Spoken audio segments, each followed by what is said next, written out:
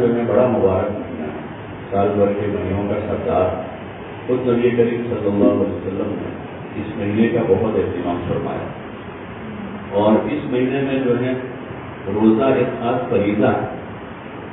ایمان تو ہر حال میں نماز روزانہ 5 وقت ہے، پھر تیسرا جو فریضہ ہے وہ ساتھ میں جمع ہوتا ہے، ایمان نماز پھر روزہ بھی آ گیا، تینوں ساتھ جمع ہو جاتے ہیں۔ اور بہت سارے جو اہل ثروت لوگ ہیں وہ زکوٰۃ بھی رمضان میں نکالتے ہیں، جو اہل ثروت ہے وہ، اور حج میں جانے والے تیاری رمضان سے کرتے ہیں۔ ابھی ہم بڑھے جا رہے ہیں، رمضان میں دعائیں مانگیں گے حج میں جانے کے لیے، تو گویا کہ سارے خیر جمع ہو جاتی ہیں سارے فرائض کی، تو اس لیے ہم بھی اپنے آپ کو تیار کریں رمضان کے لیے۔ حضور علیہ السلام رجب کا چاند دیکھ کر دعا مانگتے کہ اللہم بارک لنا فی رجب و شعبان وبلغنا رمضان، کہ اللہ ہمارے رجب شعبان میں برکت دے دے اور ہم کو رمضان تک پہنچا کرے۔ دعا مانگتے تھے اللہم سلمنا لرمضان وسلم رمضان لنا، یعنی آگے سے تیاریاں کر رہا ہے۔ جیسے دنیا کے کاموں کی اہمیت کے نظر میں نے وہ اپنے کاموں کی تیاریاں کرتے ہیں۔ اسٹوڈنٹس کالج کے اور میڈیکل اسٹوڈنٹ جو ہیں وہ اپنے ایگزام سے 6 مہینے پہلے سے 2 مہینے پہلے سے تیاری کرتے ہیں ایگزام دینے کی۔ ایسے بھی ہم اپنے آپ کو رمضان کے لیے تیار کریں، اور رمضان میں اصل روزہ، رمضان کا روزہ جو فرض ہے، فرائض جو ہے ایمان نماز روزہ زکوٰۃ، حج اساسی اور بنیادی چیز، یہ ڈھانچہ ہے۔ جیسے کوئی بلڈنگ بنتی ہے اور اس کا کسی ڈھانچہ تیار ہوتا ہے پہلے، پھر اس میں اینٹوں کی دیواریں اور سارے اندر کی چیزیں اور اندر سارا ہو، پھر وہ باقی چیزیں۔ تو یہ جو ہمارا اسلام کا ڈھانچہ ہے وہ یہ 5 چیزیں ہیں، اس میں ایک روزہ ہے۔ اس لیے روزوں کے لیے اپنے آپ کو تیار کرنا چاہیے۔ حضور علیہ السلام شعبان کے مہینے میں کثرت سے روزے رکھتے تھے، رمضان کی تیاری کرتے تھے، اور پھر رمضان آتے آتے بالکل ایک دم فل تیار، روزے رکھنے کے لیے، عبادت کرنے کے لیے، تراویح پڑھنے کے لیے، صدقہ خیرات کے لیے۔ فضائل رمضان کی جو روایات ہیں اس میں یہی ساری چیزیں ہیں کہ حضور صلی اللہ علیہ وسلم جو ہے رمضان میں آپ کے عطایا جو ہے تیز آندھی کی طرح ہو جاتے تھے، بہت فرش کرتے تھے رمضان، اور رمضان کی عبادتوں کا تذکرہ آتا ہے، آپ کی عبادت بڑھ جاتی ہے۔ پھر پہلا عشرہ، دوسرا عشرہ اور تیسرا عشرہ، تیسرا عشرہ آتے آتے عائشہ رضی اللہ عنہ فرماتے ہیں کہ آپ علیہ السلام بستر پر تشریف لے جاتے تھے، اس کے تیسرے عشرے میں تو اعتکاف بھی کر لیتے، اور آخری سال آپ نے 20 دن کا اعتکاف کیا۔ تو یہ ہم اپنے آپ کو تیار کریں رمضان کے لیے، اور خصوصاً جو فرائض ہیں اس میں ہمارا اہتمام ہو۔ نماز روزہ ہے، نماز ہماری باجماعت کرتے ہوئے کے ساتھ ہو رہی ہے، اور روزوں کے جو ایک تو بھوکا پیسہ لینا ہے، اور باقی اس کے جو مسائل ہیں، روزے کے حالت میں ہر قسم کی لایانی سے گناہوں سے اپنے آپ کو بچاتے ہوئے ہم اپنا وقت صحیح گزارنے کی کوشش کریں، اور آدمی اپنا وقت خود ہی اگر طے کرے کہ صحیح گزارنا ہے تو گزار سکے گا، ورنہ جماعت میں نکل کر کے اگر اس کو خود صحیح نہیں گزارنا ہے تو جماعت میں جا کر بھی آدمی لایا نہیں کرتا، اور اگر خود اس کو وقت صحیح نہیں گزارنا ہے تو آدمی مسجد میں رہ کر بھی لایا نہیں کر لیتا۔ ابھی مسجد میں ہے رمضان میں، ظہر سے عشاء تک مسجد میں، لیکن وہ اس وقت میں اعمال میں نہیں ہے۔ تو اس لیے ہمیں کوشش کرتے ہیں کہ ہماری مساجد میں اعمال کی فضا کریں، اپنے روزہ تلاوت ذکر عبادت صدقہ خیرات کے اہتمام کے ساتھ ہم اپنی محنت بڑھا دیں۔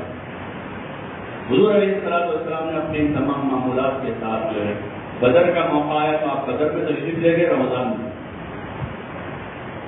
اور موقع آیا تبوک کا تو آپ رمضان میں وہاں تشریف لے گئے، صحابہ کو بھی لے گئے، اور فتح مکہ میں موقع آیا تو رمضان میں آپ نے وہ بھی سفر کیا۔ اس وقت کے جو تقاضے ہیں ان تقاضوں کو سمجھنا، اس وقت ہمارے قرب و جوار میں ہماری مسجد کے اطراف میں 50% سے زائد لوگ بے نمازی ہیں، کئی 40% ہیں، کئی 60% ہیں، کئی 80% ہیں۔ ابھی اجتماع کے موقعوں پر حضرات کے حلقوں میں تفکر کیا تھا کہ بھئی نمازیوں کا اوسط کیا ہے، تو کچھ گاؤں ایسے ملے تھے جہاں 100% نمازی ہیں، باقی تقریباً 40%, 45%, 33%, 25%, اور بعض حلقے ایسے ملے کہ جہاں 12-15% ہی نماز دی ہے, باقی ابھی ان کا نماز کا بھی اہتمام نہیں. تو ایسے وقت میں ہم کیسے بیٹھ سکتے ہیں؟ اپنی محنت کے نظام کو ہمیں مضبوط کرنا چاہیے, بلکہ رمضان سے پہلے اپنی مسجد کی جماعتوں کو ہفتہ پہلے جوڑنا چاہیے مسجدوں میں ہی, اور بیٹھ کر سارے ساتھیوں کا روزانہ کی محنت کا نظام, کیونکہ رمضان میں تو عام دنوں کا کاروبار دھندوں میں زیادہ وقت آتا ہے, 2.5 گھنٹہ دیتے ہیں, لیکن رمضان میں تو ہم لوگ کاروبار دھندے سے بہت سے لوگ فارغ ہو جاتے ہیں, بعض لوگ کم کر دیتے ہیں, بعض لوگ بند کر دیتے ہیں. ان سے کوئی ہم رمضان میں 6 گھنٹے 8 گھنٹے دعوت میں لگا, اور صبح سے محنت کا نظام بنا. فجر بعد جو ہے ایک مجمع اشراق تک مسجدوں میں ہوتا ہے, اور ظہر سے لے کر مغرب تک جو ہے مسجدیں بھری ہوئی ہوتی اکثر جگہوں پر شہروں میں, اور عشاء تراویح کے بعد جو ہے 1.5 گھنٹہ 2 گھنٹہ تو عموماً تقریباً لوگ جاگتے ہوتے ہیں, کچھ لوگ جلدی سو جاتے ہوں. تو ہم اپنی محنت میں صبح فجر بعد کا, ظہر سے لے کر شام تک کا, اور عشاء کے بعد کا کیا ہمارا نظام رہے گا؟ اپنی مسجد کے 100% بالغ مردوں سے ملاقات. ماہ مبارک میں لوگوں کے دل نرم, اپنے آپ مسجدوں میں آ جاتے ہیں. جن کو ہم تلاش کرتے ہیں ڈھونڈے نہیں ملتے, وہ 5 وقت مسجد میں ہوتے ہیں, اور جن کے پاس ہم عام دنوں میں جاتے ہیں مصروف ہوتے ہیں, وہ ظہر کے بعد مسجد میں یوں بیٹھا ہوا ہوتا ہے, کسی کونے میں بیچارہ بیٹھا سوچ رہا ہے, اور وہ 3 بجے تک بیٹھتا ہے پھر لیٹ جاتا ہے. تو یہ سامنے سے آئے ہوئے مہمان ہیں ہمارے, اور اس وقت ہم جو ہے اپنی مستی میں ہیں, یا اپنے کام میں لگے ہوئے ہیں, یا ہم خود ہی آرام کی فکر میں ہیں. تو رمضان سونے کا مہینہ نہیں, یہ تو جاگنے کا مہینہ ہے. جیسے بھی میں نے کیا کہ عائشہ رضی اللہ عنہ فرمایا کہ رمضان میں آپ علیہ السلام بستر پر تشریف نہیں لاتے, اور ایک جگہ ہے کہ آپ اپنی ازار مضبوط کر لیتے تھے. اس کا مطلب یہی ہے, جیسا کہ میں پائشے چڑھا لیتے, تو کام کرنے کے لیے آدمی تیار ہو جاتا ہے کہ پائشے چڑھا, تو وہ کام کرنا. تو رمضان میں آپ کی عبادت اور آپ کا ذکر, آپ کا صدقہ, خیرات, اور حج موقع جو تقاضے نکلنے کے آئے, تو وہ تقاضے بھی آپ علیہ السلام نے پورے کر کے امت کو ایک عمل بتایا کہ یہ کرتے ہیں الاہم فالاہم, جس وقت کی جو چیز اہم اس کو اس کا درجہ دینا چاہیے. اس وقت امت کے یہ حالات ہیں کہ نمازی ابھی تو 20%, 25%, یعنی 75%, 80%, 60% ہمارے محلوں میں نماز زندہ نہیں ہے. روزوں کا کیا حال ہوگا؟ روزوں کا کیا حال ہوگا؟ ہم مسجد کی صفوں سے مطمئن نہ ہو جائیں, اور باہر فروٹ کی لالیوں پر افطاری کا سامان خریدنے والے اور لگے ہوئے بازاروں میں افطاری کی تیاری سے ہم مطمئن نہ ہو جائیں. کتنے فیصد ابھی لوگ ہوں گے جن کا روزوں کا اہتمام نہیں ہوگا؟ ان کے پاس جائیں گے, ملیں گے, اور ہمارا تو وہی طریقہ ہے کہ جو خوبیاں اس بھائی کے اندر ہے اس کو اجاگر کرتے ہوئے, اس کو ایمان کو حرارت دے کر اس کو محنت کے لیے تیار کر لیں گے.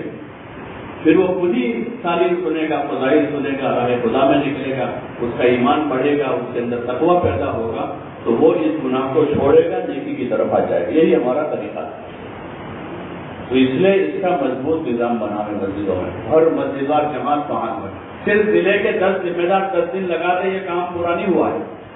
وہ تو ایک زمانہ تھا کہ جب کام کی شکلیں نہیں تھی, مسجدار جماعتیں نہیں تھی, تو ضلع کے ذمہ دار حضرات اکٹھے ہو کر عشرہ لگا کر گاؤں جاتے تھے, ضلع کے حلقوں میں پھرتے تھے, لوگوں سے بات کرتے تھے. اب اللہ کا فضل ہے, ہر مسجد میں مسجدوار جماعت بن گئی. تو مسجد کی جماعت کی سطح سے اس کام کو قابو میں لانا, اور انہی ساتھیوں کے پھر ماہ مبارک میں 3 مرتبہ 4 مرتبہ کم از کم ہر ذمہ دار ساتھی رمضان میں 2 مرتبہ 3 دن تو ضرور لگا. اس سے اوپر کے ہمیں جیسے پہلے 10 دن لگاتے تھے, تو 10 دن کے بجائے 3 مرتبہ 3 دن لگاتے, اور ہر مرتبہ اپنے ساتھ 8, 9, 10 نئے ساتھیوں کو لے کر 10 ذمہ دار آدمی مل کر 10 دن جائیں گے, ٹھیک ہے, تقاضا پورا ہوگا. لیکن 10 ذمہ دار 3 مرتبہ 3 دن لگائیں گے تو کتنی جماعتیں ہوگی؟ 30 جماعتیں ہوگی, اور ہر جماعت میں 7-8 آدمی نئے لگائیں گے, تو نئے لوگوں تک بات پہنچے گی. وہ نماز پڑھنے والے, روزہ رکھنے والے, قرآن پڑھنے والے بنے, مال والے میں زکات دینے والے بنے. تو اس لیے گزارش ہے ہر مسجد کو جوڑے, مسجد کی سطح سے ہی, اور مسجدوار جماعت اپنا نظام بناوے. میں پہلے رمضان سے پہنچ جائے گا, 2 رمضان سے پہنچ جائے گا, 3 رمضان سے پہنچ جائے گا, 4 رمضان سے, 30 روزے ہیں تو 30 روزوں کا نظام بنا لیں. 10 آدمی اگر 3 مرتبہ لگائیں گے تو 30 جماعتیں ہو جائے گا. 15 آدمی ہیں 2 مرتبہ 3 لگائیں گے 30 جماعتیں ہو جائے گی. تو اس طرح عام سے عام زیادہ سے زیادہ لوگوں تک جانے کا بھی موقع ہوگا. اور 3 دن کے عنوان سے ان کو اس غفلت کے ماحول سے نکال کر مسجد والے ماحول میں لے جا کر ان کو فضائل سنائیں گے روزوں کے, نماز کے, ذکر کی, عبادت کے. تو انشاءاللہ امت میں نماز روزہ زندہ ہوگا. اور جب تک فرائض زندہ نہیں ہوں گے, جب تک فرائض زندہ, کیونکہ یہ حق ہے فرائض, یہ اساس ہے, بنیاد ہے, وہاں تک اللہ کی رحمتیں نہیں اتر سکتی اور وہاں تک امت حالات سے باہر نہیں آ سکتی.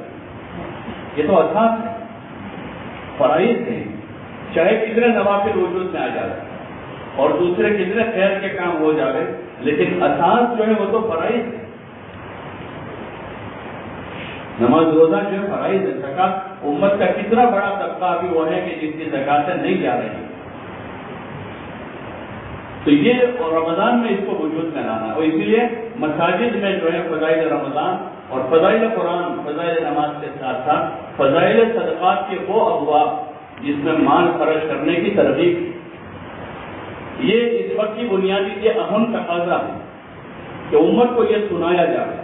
روزوں کے فضائل, قیام لیل کے فضائل اور تلاوت کلام پاک کے فضائل اور زکوٰۃ ادا کرنے کے فضائل اور زکوٰۃ رکنے پر کیا نقصانات ہیں, یہ اہم موضوع ہے. فضائل کی کتابوں میں وہی اہم چیزیں ہیں. ارکان اسلام ہے 5 ارکان اسلام ہیں, اور قرآن اور فضائل قرآن ہیں, ذکر فضائل ذکر ہے, تبلیغ اور اس کے ساتھ اس کے فضائل ہیں.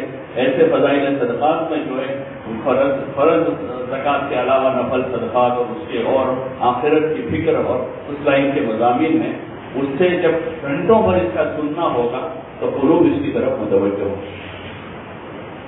باقی کل جدید لذیذ, کہ ہر کوئی نئی چیز کرنے کا شوق پیدا ہوتا ہے کہ یہ بھی کر لیں, وہ بھی ہو جائے, وہ بھی ہو جائے. ہر نئی چیز میں تھوڑی لذت ہوتی ہے, اس کے وقتی فوائد ہے.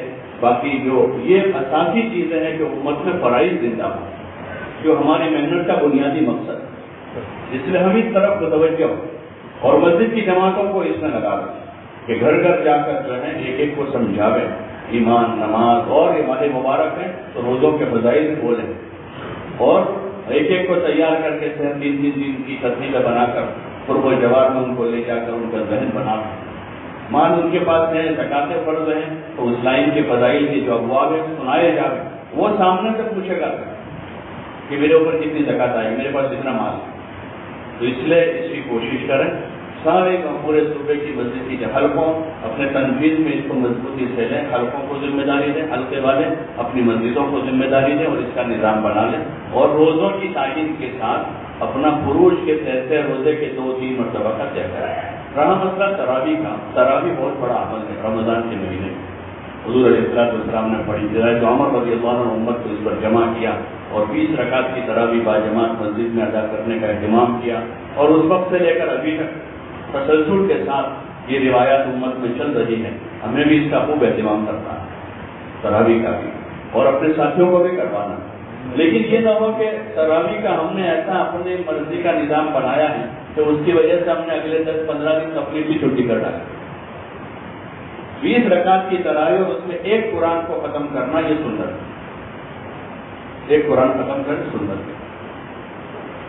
اب جب ہم نے اپنی مرضی سے کسی نے کوئی نظام بنایا, کسی نے کوئی نظام بنایا, مسجد کی جماعت کو کہتے بھائی دیکھو میں تو وہاں 7 پارے میں 15 پارے میں ہوں, اور اب اتنے دنوں سے کیا نہیں ان کے پاس بھی کوئی نہیں جا گیا, ایسا وہ ماحول بنا دیتے. تو ہم کوئی احسان اپنے اوپر یا امت پر نہیں کر رہے ہیں, وہ تو ہم کر رہے ہیں تو اپنے لیے کر رہے ہیں. لیکن کل ہی میں نے اس میں مولانا الیاس صاحب اور ان کی دی دعوت میں جو شیطان کے حربے ہوتے ہیں اس میں سے حربہ یہ ہوتا ہے کہ جو نورانی حجاب کہ بڑی نیکی سے اس کو چھوٹی نیکی پر لا کے راضی کرو. اب اس وقت یہ اگر روزانہ 2-3 گھنٹے لگا کر محلے میں جا کر 5-10 ملاقاتیں کرے گا تو پتہ نہیں 2-4 ہر روزانہ 2-4 ایسوں کو مسجد میں لائے گا جو نماز میں نہیں آتے. یہ 2-4 کو ایسی محنت کر لے گا رمضان بھر میں کہ روزے میں رکھنے والے بن جائیں گے. تو اس لیے تراویح کا ضرور اہتمام کرنا ہے. 20 رکعتیں پوری پڑھنی ہے, اطمینان سے پڑھنی ہے. ایک قرآن شریف ختم کرنا جو ہے وہ سنت ہے. تو اس طرح کا اپنا نظام بنائیں. مسجد کے اللہ جتنی توفیق سے اپنی تلاوت کریں, نفلوں میں خوب پڑھیں, نفلوں میں خوب قرآن شریف پڑھیں. اور بہت اکثر گھروں میں حافظ ہیں, اکثر گھروں میں حافظ ہیں, تو ان کے ساتھ پھر باقی دنوں میں جو ہے اپنا خوب ان کے ساتھ رہ کر قرآن شریف سنیں. لیکن اپنی عبادت کا ایسا وہ نہ بنا لیں کہ ہم اس کی وجہ سے ہمارے کشتوں اور ملاقاتوں کو زیادہ کو ساری چیزوں کو چھوڑ دیں. دونوں کا بیلنس بنا, عبادت بھی خوب کرنی, روزے بھی اچھی طرح سے رکھنے, اور قرآن بھی پڑھنا. کمی کس چیز میں کرنی ہے پھر, تو کمی سونے میں کرنی ہے, اس میں کمی کرنی ہے. بولو نا بھائی, حضور علیہ السلام کے بارے میں ایسا کر کہ آپ علیہ السلام رمضان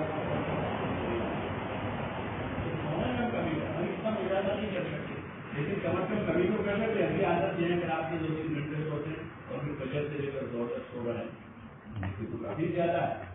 ایک عام آدمی بھی ایسا رمضان گزار رہا ہے اور ایک دائی آدمی بھی ایسا ہی رمضان گزار رہا ہے. ہم اپنے آرام میں کمی کر لیں. صبح جو ہے اطمینان کے ساتھ مسجد کے اپنے مشورے ہیں, جماعتوں کو روانہ کرنا ہے, جماعتیں واپس آئی کارگزاریاں ہیں, مہمان جماعتیں ہیں, ان کی نصرت, ان کے مشورے سب صبح ہوتا ہے.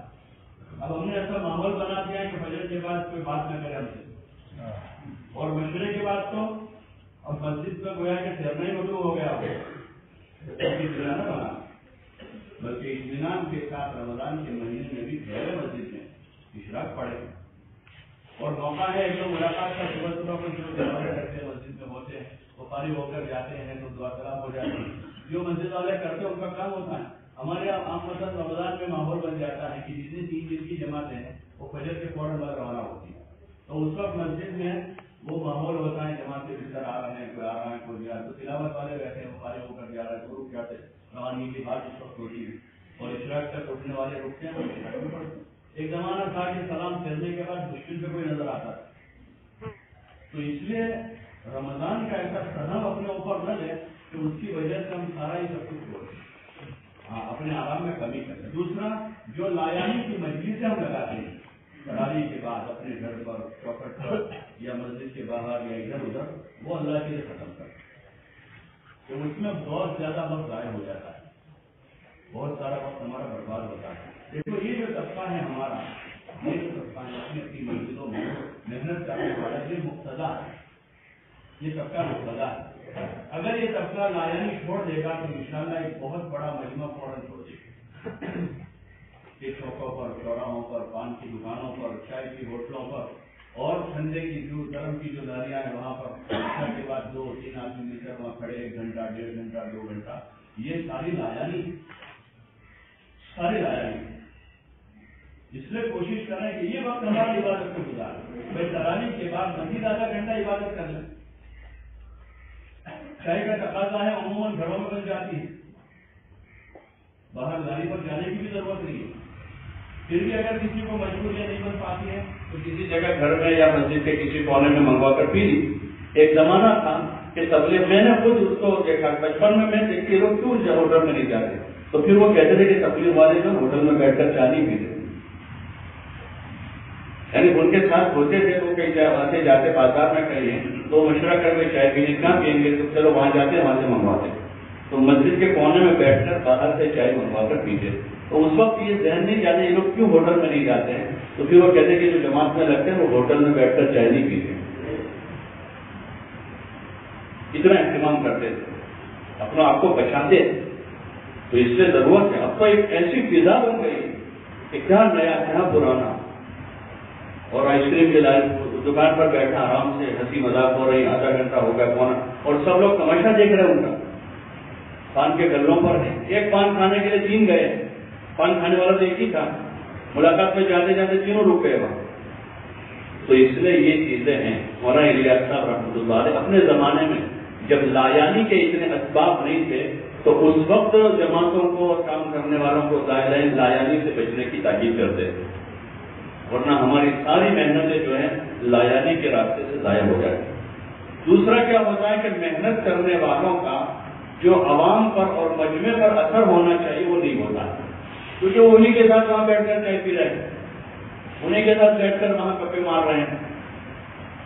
تو پھر جو ان کا ایک اثر ہو, جیسے بزرگوں سے سننے میں جو اصولوں سے آداب سے کام ہوگا تو کام کرنے والوں کی عزت لوگوں کے دلوں میں بڑھے گی اور ان کی بات میں اثر پیدا ہوگا، اور جب اصولوں پر نہیں ہوگا تو لوگوں کے دلوں پر ان کی عزت نہیں ہوگی، بات میں وزن پیدا نہیں ہوگا۔ تو اس لیے ہم اپنے آپ کو بچاویں، بلکہ بہت سارے جائز کام مقتدی لوگوں کو چھوڑ دینے پڑتے ہیں۔ اس روایت سے علماء نے استدلال کیا جس میں حضرت ابو ہریرہ رضی اللہ تعالیٰ وضو فرما رہے تھے اور انہوں نے وضو کرتے کرتے پنڈلیوں تک پیر دھوئے، حضرت ابو ہریرہ، تو ایک انصاری نوجوان صحابی وہاں پیچھے سے ان کو دیکھ رہے تھے، تو انہوں نے ابو ہریرہ سے کہا کہ ابو ہریرہ پیر تو ٹخنوں تک دھوئے جاتے ہیں، آپ پنڈلیوں تک دھوتے ہو؟ تو حضرت ابو ہریرہ نے فوراً فرمایا کہ اگر مجھے پتا ہوتا کہ تم یہاں کھڑے ہو تو میں ٹخنوں تک ہی دھوتا، وہاں تک ہی میں دھوتا، لیکن مجھے پتا نہیں تھا کہ تم یہاں کھڑے۔ پھر انہوں نے کہا کہ میں نے حضور صلی اللہ علیہ وسلم سے سنا ہے کہ قیامت کے دن میری امت اپنے روشن اعضائے وضو سے پہچانی جائے گی، یعنی اعضائے وضو ان کے روشن، تو مجھے دل میں ہی آیا کہ میں یہاں تک دھوؤں تاکہ میری پنڈلیاں تمہیں قیامت کے دن روشن رہے، لیکن مجھے پتا ہوتا کہ تم یہاں کھڑے ہو تو میں ایسا نہ کرتا۔ اس سے علماء نے استدلال کیا کہ بہت سارے جائز کام بھی مقتدی لوگوں کو چھوڑ دینے پڑتے، کہ جائز ہے ہوٹل میں بیٹھ کر چائے پینا، جائز ہے بیوی کو پیچھے بٹھا کر بھیجنا گاڑی پر سواری پر، وہ باہر سے فتویٰ پوچھیں کہ بھائی جائز تو اپنی بیوی کو لے کر جائے گا، نہ جائز، لیکن مقتدی لوگوں کو اجتناب کرنا چاہیے، چاہے وہ بلٹے کے ساتھ بٹھا، مقتدی ہے تو محلے میں ملاقاتیں کرتے ہیں، ان کی بیوی مزدورت میں چلنے میں جاتی ہے، وہی ہمارا اور ان کا دونوں کا عرف رہا، تو پھر وہ دوسرا آتے تو بغیر پردے کے بٹھائے گا اور تیسرا آئے گا وہ بغیر پردے کے بٹھائے گا۔ تو اس لیے یہ کچھ چیزیں ہیں جس میں ہمیں احتیاط، اگر نہیں کر پا رہے تو شروع تو کر رہے، ابتدا تو کرے، ابتدا تو کرے۔ اور ایک مزید بزرگوں کا قول دیتا ہے کہ اتقوا مواضع التہم، کہ تہمت کی جگہ سے بھی بچو۔ کوئی ایسا کام تو ہم نے نہیں کیا، لیکن ایسی جگہ ہے کہ جہاں بیٹھنے سے یا اس مجلس میں رہنے سے ہمارے اوپر تہمت لگنے کا اندیشہ ہے تو بھی ہم اپنے آپ کو بچا لیں۔ اور خاص کر ایک تو ہمارا ایمان کا تقاضا ہے کہ ہم کسی ایسی چیز سے بچیں، مزید ہمارے ساتھ دعوت کی نسبت لگی ہوئی، اس لیے ایک نسبت ہمارے ساتھ لگی ہوئی، اس نسبت کی ہم قدر کریں، دعوت کی ایک نسبت ہمارے ساتھ، بزرگوں کو دیکھیں اس نسبت کی حفاظت کے خاطر انہوں نے اپنا لاکھوں کا نقصان برداشت کیا کہ ہمارے ساتھ ایک نسبت لگی ہوئی، اس نسبت کی حفاظت کے خاطر انہوں نے بہت سے لوگوں کی گالیاں کھائی اور بہت سے لوگوں کی عزت برائی سنی، لیکن انہوں نے اپنی زبان سے جواب نہیں دیا کہ ہم بولیں گے تو ہماری اس نسبت پر اس کی آنچ آ جائے گی۔ تو اس لیے کوشش کرنی ہے، مبارک مہینہ ہے، زندگیوں کو بدلنے کا مہینہ ہے، تو ہم اس بات کی نیت کریں ہم اپنی ذات سے اپنی عبادت اور اپنے اعمال کو بھی بڑھائیں گے اور ماہ مبارک میں اپنی قربانی بھی بڑھاتے ہوئے ہر قسم کی لایانی سے اپنے آپ کو بھی بچانا ہے، اپنے مجمع کو بھی بچانا ہے۔ مسجد میں بھی جو جیسے کل بھی اس کا مذاکرہ ہوا کہ مسجد میں باتیں کرنا یا مسجد میں ڈولے بننا یا مسجد کی دیواروں پر ٹیک لگا کر بیٹھنا، مساجد میں جو اس کا وہ بنا یا فرض نماز پڑھ کے باہر صحن میں جا کر کھڑے ہو کر باتیں شروع کر دینا، تو یہ ساری چیزیں نازیبا، ہم خود بھی اس کا اہتمام کریں۔ یا مسجد کے صفوں میں بیٹھے بھائی ہم تقاضے کی بات کر رہے ہیں، وہ پبلک نہیں سمجھ رہے وہ کیا بات کر رہے ہیں، ہم جماعت سے آنے جانے کی بات سے لوگ نہیں سمجھ رہے، لیکن ہم ان تمام چیزوں سے احتیاط کرتے ہوئے اپنی زندگی گزاریں گے اور اس مبارک مہینے کی ایسی قدر کریں گے کہ اللہ پاک اس مہینے کو ذریعہ بنا دے کہ ہماری زندگی بدل جائے اور ایسی ہو جائے جیسے اللہ چاہتا ہے، اور اسی کی ہم کوشش کریں گے اپنی مسجدوں پر بھی، اپنے قرب و جوار میں بھی، اور اس میں خاص کر جیسے ابھی بھائی صدر جی نے ستراک کی دیہاتوں کی محنت کا مذاکرہ کیا، تو وہ دیہاتوں کی محنت کو رمضان میں مضبوطی کے ساتھ قابو میں لگے، جو ضلع والے کر رہے ہیں اللہ انہیں جزائے خیر دے کہ رمضان میں بھی ان کے ساتھ روزانہ 50 کلومیٹر 60 کلومیٹر 40 سے روزانہ جا رہے ہیں 30 دن تک۔ جن ضلع والوں نے نظام بنا لیا، اپنے مجمع کا ذہن بنا کر ان کو کام دے دیا، ان کی نگرانی کرتے ان کا کام کروا رہے ہیں، تو اللہ کا فضل ہے کہ ان کے یہاں پورا مہینہ جو ہے جگہ جگہ تراویاں ہو رہی ہیں اور لوگوں کو مانوس کیا جا رہا ہے، ہسپتالوں میں جا کر وہاں کے جو مریض ہیں ان کے رشتے داروں کو نماز اور تراویح پڑھوا رہے ہیں اور ان کی سحری افطاری پہنچا رہے وہاں پر۔ یہی مہینہ ہے، اس میں سزا کہ یہ غمخواری کا مہینہ ہے، سزا رمضان کی پہلی روایت ہے، یہ غمخواری کا مہینہ ہے کہ اس طرح کے لوگ جو ہسپتالوں میں ہیں، بیمار ہیں یا دیہاتوں میں ہیں، ان کے پاس جا رہے ہیں، ان کی خیر خبر لیں، اور ان کی ظاہری مادی خیر خیریت کے ساتھ ساتھ وہ ایمان اور اعمال پر قائم ہو جائے گا۔ اصل اور بنیادی چیز ہے کہ وہ نماز پڑھنے والے بنے، روزہ رکھنے والے بنے، تراویح پڑھنے والے بنے، قرآن پڑھنے والے بنے، اپنے اولاد کی دینی تعلیم و تربیت کے بارے میں فکر مند ہو جائے۔ اس روح سے ہم اپنی مسجدات جماعتوں کو آمادہ کریں، اور اس کے لیے اس کا ان ساری چیزوں کا جو خلاصہ ہے وہ قربانی بڑھانی ہو۔ خود اگر ذمہ دار حضرات اپنے ذمہ تقاضے دیں گے، نیچے والے ساتھی آمادہ ہو جائیں گے، اور ہم اپنے آپ کو بچا کر ان سے کروانے کی کوشش کریں گے تو پھر وہ کام پورا نہیں ہو پائے گا۔ جیسے اس سے پہلے دیکھا، زونوں کی جماعتوں میں ہمارے ذمہ دار ساتھی خود چلے تو ان کے پیچھے والوں نے سب نے وقت لگایا۔ ابھی بنگلہ دیش کا تقاضا گلیچہ رکھا گیا، ضلعوں کے ذمہ دار حضرات تیار ہوئے تھے، ایک ساتھ 70 جماعتیں روانہ ہو، ذمہ داروں نے طبیعت پر دیا اسے۔ ایسے یہ جو محنت ہے اس کو بھی طبیعت پر لیں، اور خود اپنے آپ سے انشاءاللہ ہم یہ طے کریں کہ انشاءاللہ جو تقاضا آئے گا ہم قربانی میں آگے بڑھ کر اس تقاضے کو اپنے ذمے لیں گے، اور محبت سے، نرمی سے، فضائل بتا کر اپنے مجمع سے بھی انشاءاللہ کام لیں گے۔ نیت کرتے ہیں انشاءاللہ؟ کون کون نیت کرتے ہیں؟